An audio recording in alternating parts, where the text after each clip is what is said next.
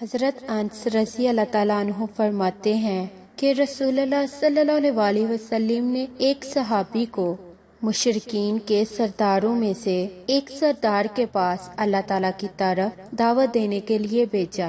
چنانچہ انہوں نے جا کر اس کو دعوت دی۔ اس مشرک نے کہا کہ جس معبود کی طرف تم مجھے دعوت دے رہے ہو وہ چاندی کا بنا ہوا ہے یا تانبے کا۔ اس مشرک کی یہ بات رسول اللہ صلی اللہ علیہ وسلم کی طرف سے بیچے ہوئے قاصد کو بہت ناگوار گزری۔ وہ رسول اللہ صلی اللہ علیہ وسلم کے پاس آئے اور آپ کو مشرک کی یہ بات بتائی۔ آپ صلی اللہ علیہ وسلم نے صحابی سے ارشاد فرمایا، تم دوبارہ اس مشرک کو جا کر دعوت دو۔ چنانچہ انہوں نے دوبارہ جا کر دعوت دی۔ مشرک نے اپنی پہلی بات دہرائی۔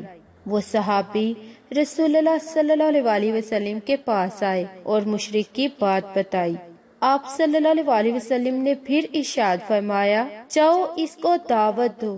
چنانچہ وہ صحابی تیسری مرتبہ دعوت دینے کے لیے تشریف لے گئے۔ پھر واپس آ کر رسول اللہ صلی اللہ علیہ وسلم کو بتایا کہ اللہ تعالیٰ نے تو اس مشرک کو بجلی کی کڑک بیچ کر ہلاک کر دیا ہے۔